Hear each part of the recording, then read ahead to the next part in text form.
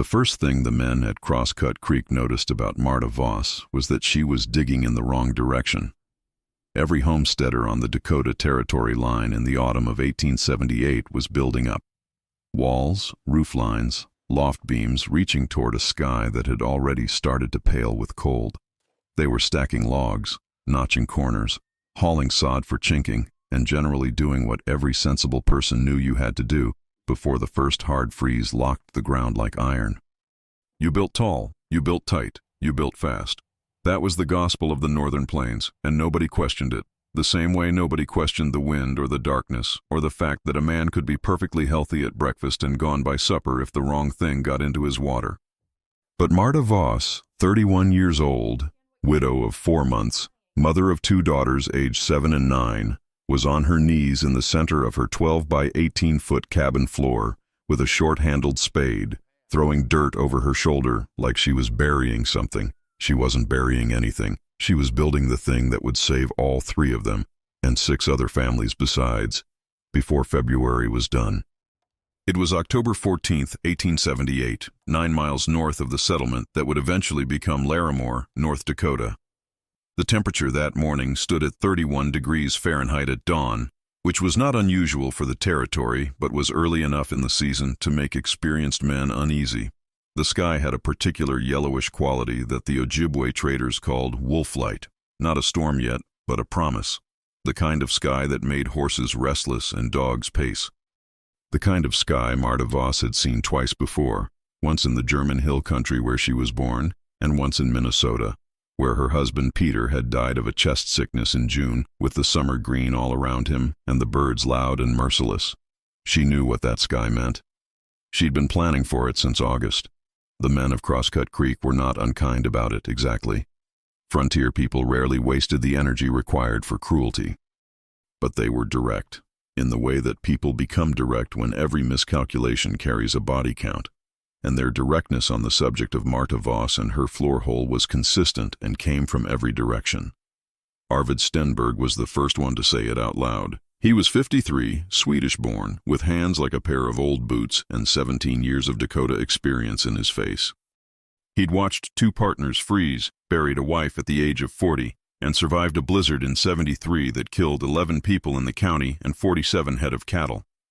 He knew cold the way a man knows an old enemy, personally, specifically, with a respect that bordered on reverence. He walked to the doorway of Marta's unfinished cabin on the morning of October 15th, looked at the 3-foot hole she'd excavated in the center of the floor, and said simply, "You're wasting days you don't have." He wasn't wrong about the days. He was wrong about the hole. The second man to weigh in was Clem Harker, who owned the largest claim at Crosscut Creek, 160 acres of hard-won bottomland, and who had a gift for explaining obvious things to people who hadn't asked for explanations. Clem was 44, Indiana-born, and had built 3 cabins in his life, each one better than the last. His current structure had 16-inch log walls, a double-chinked roof, and a cast-iron stove that could burn green wood without choking. It was, by the standards of the Northern Plains in 1878, a fine piece of work. He was proud of it in the way that competent men are proud, quietly but totally. He came to Marta's cabin on the afternoon of the 15th, looked at the hole, looked at the walls she hadn't yet finished chinking, looked at the roof that still had gaps in the shake, and shook his head with the slow deliberateness of a man watching someone make an error he'd warned against. "Ma'am," he said, "a hole in the floor don't keep the wind out. Chinking does. Roofing does. You've got maybe 12 days before the ground seizes. You spend them digging down instead of building up, and you're going to be very cold and very sorry come November." Marta thanked him politely and went back to digging. The third voice belonged to Reverend Silas Woodbeck, a Methodist circuit preacher who wintered at Crosscut Creek because his horse had pulled up lame there in 1876 and he'd never quite gotten around to leaving. He was not a practical man in the frontier sense, but he had watched enough people suffer enough hardship to have developed opinions about the relationship between poor decisions and suffering. He stopped at Marta's cabin on the evening of October 16th, removed his hat, and offered a prayer for the wisdom to focus on what mattered most. He didn't say anything directly critical. He didn't have to. The prayer did it for him. The 4th person to express concern was the one who surprised her. Nora Ekdahl was 38, Finnish-born, and had been homesteading the northern Dakota Territory for 6 years with her husband Thomas and their 4 children. She knew how to cure hides, pack a root cellar, smoke venison, and birth a calf in a snowstorm. She was, in the estimation of most people at Crosscut Creek, the most practically capable woman in the settlement, and her opinion on survival matters carried weight. Nora came to Marta on the morning of October 17th, sat down on an upturned bucket and said, "I don't understand what you're doing, and I've been trying." That was the moment that would matter later. Because Nora Ekdahl didn't dismiss, she asked. And Marta Voss, who had been answering the same question in her head for 6 weeks without anyone to say it to out loud, finally had someone to answer. She set down her spade, she wiped her hands on her skirt, and she started to explain. Before we get to what Marta said, and what it meant for 17 people when the worst blizzard in 20 years hit Crosscut Creek on the night of February 3, 1879, let me ask you something. Have you ever known something was right so completely that you kept working on it even when everyone around you thought you'd lost your mind? If that's a question that means something to you, you're probably exactly the kind of person who watches this channel. Hit that like button now. It helps more people find stories like this one, and it only costs you a second. Marta Voss was born in 1847 in the Harz Mountains of central Germany, in a village called Braunlage that sits at an elevation of roughly 1,800 feet and receives snowfall for an average of 83 days a year. Her father was a woodworker. Her grandfather had been a charcoal burner. Her great-uncle had kept a detailed journal of every winter he'd survived from 1801 to 1854, and that journal, translated into his daughter's German and then into Marta's careful English, had made the crossing from Hamburg with her in 1869. She had read it 40 times. She could recite the good parts from memory. The German Mittelgebirge, the Middle Mountain Country, had been dealing with hard winters for as long as people had lived there. And the people who survived those winters across generations had learned something that the plain settlers of the American frontier were still discovering by painful trial and error in the 1870s. The ground is not your enemy. The ground handled correctly is your most loyal ally. Marta's great-uncle had written about it in the winter of 1829, when a cold snap locked the Harz Mountains in temperatures below -18 degrees Fahrenheit for 22 consecutive days. The people who survived that winter in comfort, he wrote, were not the people with the thickest walls or the most firewood. They were the people who understood that the earth at a depth of 4 feet maintains a temperature of between 45 and 52 degrees Fahrenheit, regardless of the surface conditions above. The earth doesn't freeze at 4 feet. It doesn't heat at 4 feet either. It simply stays. And something that simply stays in a winter that wants to kill you is an extraordinary thing. Marta had carried that knowledge across an ocean and through 9 years of American life without finding a place to put it. The Minnesota farm had a root cellar dug separately, 20 yards from the house, the way most settlers built them. She'd always thought that was wasteful. Wasteful of distance, wasteful of heat, wasteful of the energy required to go outside in a storm to retrieve what you needed. When Peter died and she was left with 2 daughters and a land claim she had 6 months to prove up or lose, she started thinking about what kind of structure she could build that a widow with limited help could manage through a Dakota winter. Not just survive, manage, keep her children healthy, keep her food supply accessible, keep her heat loss minimal on the days when stepping outside for 60 seconds could cost you 3 toes. What she designed, in her head and then on paper and then in the dirt, was what the Germans called an Erdkeller, an earth cellar, integrated directly beneath the living floor of the cabin rather than built as a separate structure, not a true basement which required more excavation and timber than she could accomplish alone, not a root cellar 30 yards from the door, something in between. A storage space 8 feet wide, 12 feet long, and 4 feet deep, accessible through a trapdoor in the center of the floor, insulated above by the cabin itself and below by the Earth's own thermal mass. The cabin's heat would radiate down into it during the warmer months and prevent freezing. The Earth's steady 47-degree temperature would provide a floor from which the cold couldn't descend. Everything she needed to keep her family alive, food, medicine, seed stock, the good lamp oil, extra blankets, the girls' winter boots, would be within 12 feet of the stove, accessible without opening the exterior door, protected from temperature extremes by 4 feet of earth on 5 sides. She'd been planning it since August. She'd started digging October 12th. The work was harder than she'd expected. Dakota clay doesn't yield like German mountain soil. She broke 2 spade handles in the first 3 days and fashioned replacements from straight-grained ash she found along the creek bottom, shaping them by firelight after the girls were asleep. Her hands blistered, bled, and calloused in roughly that order. She dug 6 hours a day and spent the other hours of daylight on the walls and roof, working the problem in sections the way her father had taught her to work wood. 1 joint at a time, 1 piece at a time. Never look at the hole or you'll panic. Just look at the piece in your hands. By October 17th, when Nora Ekdahl sat down on the bucket and asked to understand, Marta had the excavation roughly 2/3 complete, a space roughly 9 feet by 10 feet and 3 feet deep, with the remaining foot of depth yet to be cleared from the corners and edges. She'd already identified the timber she'd use to frame the floor joists above the space. A set of 8-inch ash logs she'd dragged from the same creek bottom where she'd found the spade handles. She'd calculated the weight load. She'd planned the trapdoor placement so it would sit 18 inches from the stove, close enough to benefit from radiant heat, but far enough not to warp the frame. She explained all of this to Nora in the flat, matter-of-fact voice of a woman who had been alone with her own thinking for a long time and was relieved to have someone to say it to. Nora Ekdahl sat on her bucket and listened without speaking for 14 minutes. Then she said, "The Earth at 4 feet stays at 47 degrees. 45 to 52, depending on the season," Marta said. "My great-uncle documented it over 30 years in the German mountains. The miners in the Harz knew it. The Finns know it too, I think." Nora was quiet for a long moment. "We call it Maalempo," she said finally. "Earth warmth. My grandmother built her root house into a hillside. It never froze. I thought that was because of the hillside." "The hillside is part of it," Marta said, "but the depth is the thing." Nora stood up from the bucket. "I'll get Thomas," she said. "He can dig." That was October 17th. What happened next is worth telling in detail, because it changes the shape of the story considerably.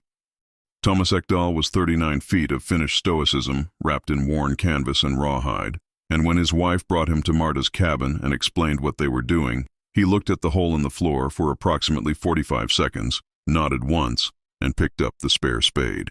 He didn't say anything about it being unusual. He didn't express an opinion about whether it was a good idea. He had watched his wife's instincts save the family enough times that he'd developed a policy of trusting them first and understanding them later. With 2 people digging, the excavation was complete by October 20th. The space measured 8 feet by 11 feet and a consistent 4 feet, 2 inches deep. 2 inches of extra insurance against a shallow freeze. Marta had insisted on that extra margin. Her great-uncle had written about a winter in 1812 when an unusually deep frost penetrated to 3 feet 9 inches, and the people who'd built their earth stores at 3 feet 6 found cracked ceramic pots and frozen turnips come January. The floor joist framing went in on October 21st and 22nd, with Thomas handling the heavier timbers and Marta directing the placement. They used 9 ash logs, 8 inches in diameter, spaced 14 inches on center, spanning the full width of the space. Above the joists, Marta laid a double layer of split pine boards. The first layer running perpendicular to the joists, the second running diagonal, nailed with the square-cut iron nails she'd brought from the hardware store in Grand Forks at a cost of 43 cents per pound. The double diagonal boarding provided a floor stiff enough to dance on, she told Thomas, and he allowed a small smile at that. The trapdoor she built herself, working 2 evenings by lamplight. It was 24 inches square, hinged with leather rather than iron to reduce cold conductivity, with a rope handle recessed into the upper surface so it lay flush with the floor. When it was closed, you'd have to know it was there to find it. When it was open, you had a ladder of 6 ash rungs descending to the earth floor below. Arvid Stenberg came to look at the finished floor on October 24th. He stood on it, stomped his boot heel experimentally, and said, "Solid work." Then he looked at the trapdoor. Then he looked at Marta. "What do you keep down there?" "Everything," she said. He thought about that. "Temperature?" "I'll know in a week." He left without saying anything else, which from Arvid Stenberg was a form of respect. Clem Harker did not come to look. He was busy finishing his own roof, which he completed on October 27th to his satisfaction, and he had no particular reason to revise an opinion he was reasonably confident in. Marta's floor was her business. His roof was his. Reverend Woodbeck came to look on October 28th and said that it reminded him of a cistern he'd seen in Ohio, which he considered a compliment. Marta thanked him. He offered a brief prayer for warmth. She thanked him again. By November 1st, the Erdkeller beneath Marta Voss's cabin floor was stocked with the following: 340 pounds of dried corn, 80 pounds of dried beans, 60 pounds of smoked venison, 14 quarts of canned preserves, a 12-gallon crock of sauerkraut, 4 gallons of lamp oil, 6 boxes of matches wrapped in oilcloth, 40 pounds of oats for the horse, 2 spare wool blankets, a ceramic jar of rendered lard, a brown glass bottle of laudanum she hoped she'd never use, 30 pounds of dried apple rings, and a tin box containing the girl's baptismal documents and her land claim papers. The temperature in the Erdkeller on November 1st, measured with the thermometer she'd brought from Minnesota, 49 degrees Fahrenheit, exactly as her great-uncle had written. November was cold, but not catastrophic. December was colder and still manageable. The community at Crosscut Creek had come through enough winters to know that the worst of the Dakota cold usually arrived in January or February, and they prepared accordingly, cutting and stacking firewood, laying in feed for the livestock, reinforcing the most vulnerable sections of their structures. Marta split and stacked 4 cords of firewood against the south wall of her cabin, more than she thought she'd need, and then split another half cord because she'd learned from Peter's death that the margin you think you need and the margin you actually need are almost never the same number. Her daughters, Liesel, 9, and Hannah, 7, adapted to the Erdkeller with the unsentimental practicality of frontier children. They used the ladder so frequently in the first weeks that Marta had to reinforce the rungs with additional lashing. Hannah declared it was better than a playhouse because it was warm and you could eat things while you were down there. Liesel, more serious, began keeping a temperature log on a scrap of paper tacked to the ladder post, recording the readings morning and evening with the careful handwriting of a child who understood that her mother attached importance to numbers. That temperature log still exists. It's held in the State Historical Society of North Dakota Archives in Bismarck, filed under Voss Family Papers, 1878-1884. Liesel Voss recorded 93 temperature readings in it before the blizzard hit, and her records show the Erdkeller ranging from a low of 43 degrees Fahrenheit in late January to a high of 52 degrees in the brief warmth of early December. Through every cold snap, every wind event, every morning when the mercury in the cabin's wall thermometer dropped below zero, the earth beneath the floor held its temperature within a 9-degree band that food could survive in, that seed could survive in, that a child sheltering there could survive in. The cabin above it, for context, reached minus 12 degrees Fahrenheit on the interior wall thermometer on 3 separate mornings in January. The stove, burning continuously, kept the living area at a survivable 38 to 44 degrees. But the Erdkeller, 4 feet below, never dropped below 43. The physics were doing exactly what Marta's great-uncle had documented, and what Marta had replicated on the Dakota Plains 60 years later and 4,000 miles west. She was not smug about it. She didn't go to Arvid Stenberg or Clem Harker and tell them that they'd been wrong. She'd grown up in a place where winter was older than anyone's opinion of it, and she understood that being right about cold didn't give you much to celebrate. It just meant you got to keep going. If you've been watching this channel for a while, you know that we don't glamorize the frontier here. We document it. Every story we tell is built on real people who made real decisions in genuinely life-threatening conditions, and what they knew is worth preserving. If you want to help keep this kind of history alive, subscribe now and join the people who are making sure these techniques don't get lost. The frontier is a long time ago, but the wisdom it produced isn't. January of 1879 passed without the catastrophe everyone expected. A cold snap from the 11th to the 19th kept temperatures between minus 22 and minus 31 degrees Fahrenheit for 8 consecutive days. Cold enough to kill exposed livestock within hours. Cold enough to split green wood logs with a sound like a rifle shot in the night. 2 families at the eastern edge of the Crosscut Creek settlement reported frozen pipes and damaged provisioning. Arvid Stenberg lost 4 chickens to the cold when a section of his henhouse wall gave way at the joint. Nobody died, which was the operational definition of a successful January on the Dakota Plains. But the thing about Dakota Territory in 1879 was that the land had been biding its time. The blizzard came on February 3rd. It arrived from the northwest at roughly 4 in the afternoon, which was late enough in the day that people were beginning to relax about the weather and early enough that the light was already going gray and failing. The first warning was the wind, which shifted from the usual west-northwest to a full north in about 20 minutes. A directional change that old Arvid Stenberg recognized immediately and told his wife Sigrid about in a flat voice that scared her more than shouting would have. The second warning was the snow, which began not as flakes but as a fine white powder driven horizontal by a wind that was already moving at 40 miles per hour and building.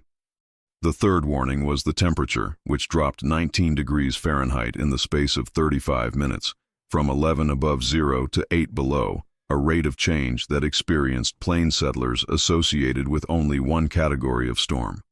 This was what the homesteaders of Dakota Territory called a white death storm. Not a blizzard in the modern sense, not a heavy snowfall with inconvenient winds. A white death storm was characterized by 3 simultaneous conditions: wind above 35 miles per hour, temperature below zero, and visibility reduced to zero.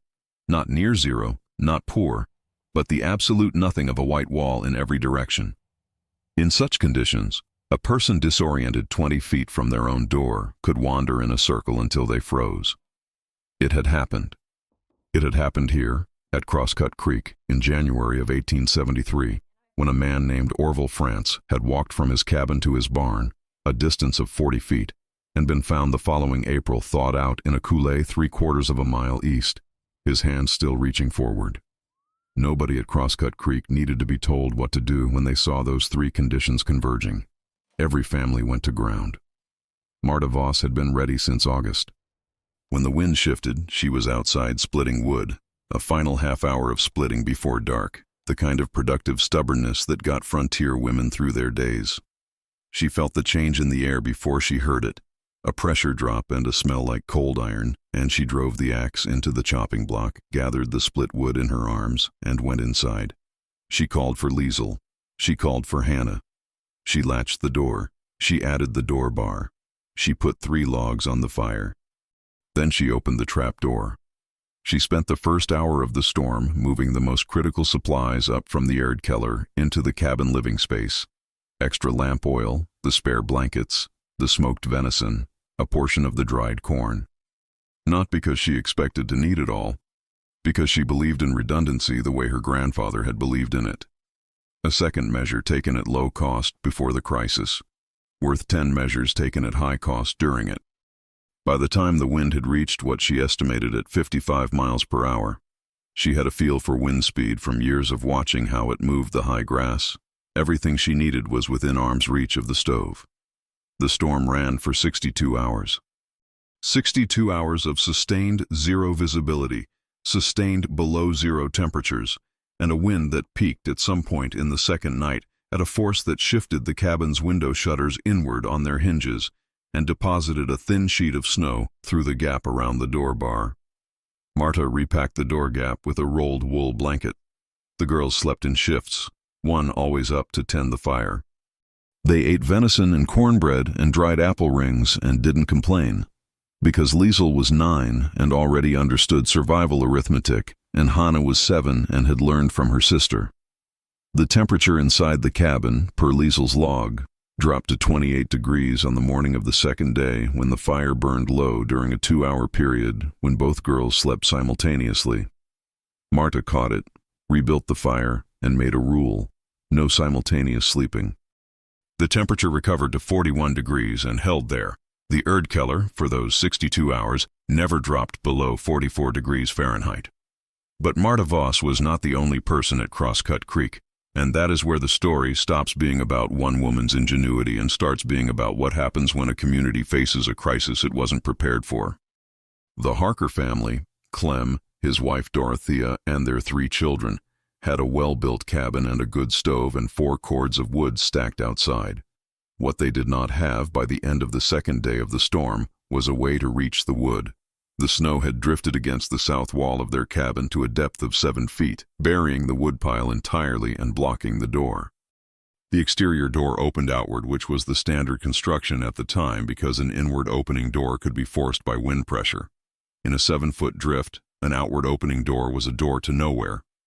Clem Harker and his eldest son spent the better part of the second morning attempting to dig through the drift with a shovel worked through the partially opened door, but the wind kept filling the space as fast as they dug, and they retreated inside with frostbitten fingers and no wood.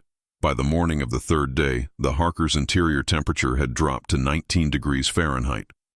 Dorothea Harker burned the family's spare furniture, 2 chairs, a small table, the children's toy box, to keep the temperature above freezing. When the chairs were gone, she burned a section of the floor planking near the north wall, prying it up with a fireplace poker. When that was gone, Clem Harker made a decision that experienced frontier men are taught never to make in a white death storm. He went outside. He knew it was wrong. He went anyway because the alternative was watching his wife burn the walls. He went 12 feet before he couldn't see the door behind him. He went 20 feet before he couldn't be certain which direction the door was in. He stopped there, in the white nothing, in 22 below zero wind, and he didn't panic, which was the thing that saved him. He stood still. He thought about the prevailing wind direction and the orientation of his cabin's roof peak, which he could hear slightly differently depending on the angle, and he turned himself by degrees until the sound matched the memory. He walked toward it. He hit the wall 4 feet to the right of the door, felt along it with both hands, found the door frame, and got inside. He sat on the floor for 20 minutes without speaking. Then he knocked a hole in the interior wall between his cabin and the attached storage lean-to on the north side, which shared enough wall mass to not have frozen solid, and he found 3 fence posts he'd stored there in the fall for spring work. Those 3 posts, burned carefully, kept the temperature at 24 degrees for the remainder of the third day. The storm broke at 11 in the morning on February 6th. The temperature was minus 29 degrees Fahrenheit. The sky was a blue so clear and cold it looked like someone had stretched painted silk across the world.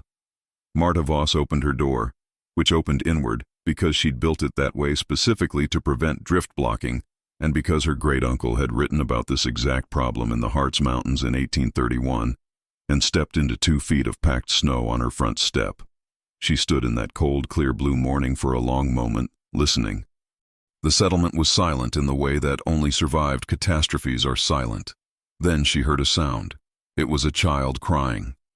The Bjornson family, Gunnar, Astrid, and their infant son, Eric, were in the Sadi 50 yards to the northeast, and they'd made it through the storm. But Eric had developed a chest cough on the second day that had gotten worse through the night, and Astrid's hands were shaking when she opened the door to Marta's knock, and she said, in the flat voice of a woman past fear and into exhaustion, "He's burning." Marta looked at the baby. The baby was 8 months old and had a fever she estimated at 104 degrees by the feel of his skin and the quality of his crying, which was thin and continuous rather than lusty and intermittent. She did not tell Astrid that this was manageable. She did not offer false comfort. She said, "Come with me." And she carried the baby and Astrid followed, and they went into Marta's cabin and down the ladder into the Erdkeller, where the temperature stood at 44 degrees, cold enough to reduce the baby's fever by conduction without the shock of the outdoor air, warm enough not to compromise a compromised child.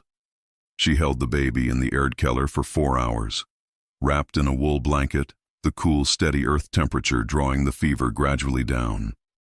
She dipped a cloth in the water crock she kept down there, 47 degrees, never frozen, and laid it against the baby's neck and wrists. Astrid sat across from her on an overturned bucket and watched and didn't speak, because there was nothing to say that the situation wasn't already saying. The fever broke at 3 in the afternoon. The baby slept. Arvid Steinberg came to check on the Voss cabin an hour later, fighting through drifts that in places reached his waist, and found Marta in the cabin with Astrid and the sleeping baby and the 2 girls, all of them warm, all of them fed, all of them intact. He looked at the open trap door. He looked at the ladder. He looked at Marta Voss, who was sitting at her table eating dried apple rings with the calm of a woman who had prepared for this and whose preparation had held. He was a man of very few words. He said 4 of them. "Show me the depth." And the aftermath of the February 1879 blizzard at Crosscut Creek was documented in 3 sources: the Larimore Pioneer newspaper, which ran a brief item in March of that year about storm damage and recovery, a letter Clem Harker wrote to his brother in Indiana dated February 19, 1879, and the diary of Reverend Silas Woodbeck, which he maintained from 1875 to 1891, and which was donated to the Grand Forks County Historical Society by his granddaughter in 1953. From these sources, combined with Liesl Voss's temperature log and the land claim records of the Stenberg, Harker, Ekdahl, and Bjornson families, it's possible to reconstruct with reasonable confidence what happened in the weeks following the storm. The storm had been survivable for every family at Crosscut Creek, but barely, and not without damage. The Harkers lost their woodpile to inaccessibility and came closer to freezing than Clem liked to describe in later years. The Lundgren family, a newly arrived Swedish couple who'd only been at the settlement since September, had burned their supply wagon to stay warm, a loss that compromised their spring planting severely. Old Per Halverson, who kept a one-room claim shack half a mile north, had frostbite on 3 toes and 2 fingers from an ill-timed trip to his outhouse on the second night of the storm. He kept the fingers. He lost the toes. Nobody died. That was the fact they all held on to. Nobody at Crosscut Creek died in the February blizzard of 1879. But the conversation that followed in the spring was honest in the way that near disasters make conversations honest. They'd been close. Closer than they wanted to be again. And Marta Voss's cabin, which had been the subject of concern and gentle mockery since October, had come through the storm with its food supply intact, its occupants healthy, its temperature stable, and a 44-degree earth cellar that had helped reduce an infant's fever when a doctor was 38 miles away across impassable drifts. Arvid Steinberg came back in March, after the drifts had settled but before the ground thawed, and he brought his son Bjorn, who was 22 and building his own claim that spring. He asked Marta to show him the Erdkeller in detail, the depth, the floor joists, the spacing, the trapdoor construction, the drainage provision she'd built into the south corner where she'd angled the earth floor very slightly to carry any seepage toward a gravel-packed sump. He watched and he listened, and then he told Bjorn to take notes. And Bjorn did, and the notes still exist in the Stenberg family papers, held in the Norwegian American Historical Association archive in Northfield, Minnesota. Clem Harker was more complicated about it. He was a man whose self-estimation rested considerably on his competence as a builder, and discovering that a 31-year-old widow with 2 years of Dakota experience had solved a problem he'd never considered solving required some internal renegotiation. He came to Marta in April, ostensibly to borrow a particular type of chisel she had that he didn't, and he spent 40 minutes examining the Erdkeller while ostensibly looking for the chisel. When he left, he said, "Your floor joists would hold more if you doubled the center span." It was simultaneously a criticism and an acknowledgement, and Marta received it as both. "I'll add one more," she said. He nodded. He left. By June, the Harker cabin had its own version of the Erdkeller, with doubled center joists. Clem had added one modification of his own, a small ventilation shaft running from the far corner of the underground space up through the exterior wall to a covered opening at the eave, which he said would prevent moisture accumulation. He was right about that. The ventilation shaft was an improvement that Marta adopted the following autumn. Nora Ekdahl had already been planning her own since November.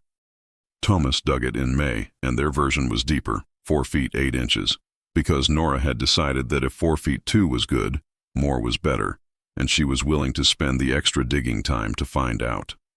The temperature in the Ekdahl Erdkeller ran a consistent 47 degrees Fahrenheit in its first winter, 2 degrees above Marta's, which Nora attributed to the additional depth and the greater soil mass above the Dakota water table at that location. By the autumn of 1880, 7 of the 12 families at Crosscut Creek had earth cellars integrated beneath their cabin floors. By 1883, according to the Larimore Pioneers settlement notes, the practice had spread to at least 4 other homestead clusters in the county. Marta Voss is not named in those accounts. Credit, on the frontier, traveled by demonstration rather than attribution, but the progression from her October 1878 excavation to a regional building practice is traceable through the consistent technical details: 4-foot minimum depth, double diagonal floorboarding, inward opening trapdoor, and the gravel-packed drainage sump in the south corner. Her design, her specifics. What happened to the people of Crosscut Creek in the years that followed is worth knowing. Because frontier stories have a tendency to end at the crisis point and leave the harder question unanswered. What did the survival cost them? And what did they build with what they kept? Marta Voss proved up her land claim in November 1879, 11 months after arriving at the settlement, and she held it. She farmed it for 23 years. Her daughter Liesel married a Norwegian-born farmer named Christopher Alland in 1889 and stayed in the county. Her daughter Hanna became a schoolteacher and moved to Grand Forks in 1894. The cabin where the Erdkeller was built stood until 1921, when it was demolished to make way for a larger frame house, and the Erdkeller was filled in and covered over, its existence noted in a single line in a county property survey. Former below-grade storage, 4 ft depth, ash timber frame, good condition. Arvid Stenberg died in 1891 at the age of 66, which was a long life by Dakota standards, and he died in a warm house in a February that would have killed a less prepared man. His son Bjorn's cabin, built with notes taken at Marta's direction, had its own Erdkeller from the beginning. Clem Harker moved to town in 1886, which he'd always planned to do, and opened a hardware store in Larimore that was still operating under the family name into the 1920s. He was known as a man who understood construction. He was. Reverend Woodbeck finally got his horse's lameness resolved, or got a new horse, the accounts differ, and resumed his circuit riding in 1882. He wrote in his diary in February of that year, looking back. The Voss woman's cellar was an act of faith in the nature of the earth, which was also, I have come to think, an act of faith in something larger. Perhaps I should have said so at the time. The baby Eric Bjornsson, whose fever broke in the Erdkeller on February 6, 1879, survived infancy. He grew up on his father's claim. He learned to farm and to build. He had 5 children of his own. His youngest son enlisted in the First World War and came home. His oldest daughter married into the Ekdahl family, the daughter of Nora and Thomas, and they built a house in 1912 with a poured concrete basement, modern by the standards of the time, that sat on a foundation 5 feet deep, deeper than any of the neighbors' basements, the builder noted, because the family insisted on it. When he asked why, the old woman who came to check the excavation said simply that the depth was the thing. The principle Marta Voss applied wasn't unique to the German mountains, and it wasn't unique to the American frontier. The Norse built underground food stores called Källarlagring, cold cellar storage, that used the same thermal mass principles, at roughly the same depths, through the same brutal northern winters they faced for 1,000 years. The Anasazi of the Southwest dug grain stores into canyon floors at depths that kept summer's 106-degree surface temperatures from reaching the food within, the same physics operating in a different direction. The Irish used earth-banked potato pits on the hillside farms of Connacht that maintained temperatures between 38 and 45 degrees through winters that would have frozen an exposed store within days. Different cultures, different centuries, different problems. The same answer. The earth at depth stays. It doesn't follow the air above it. It maintains its own temperature with a stubbornness that outlasts every storm, every heat wave, every catastrophe the surface world can produce.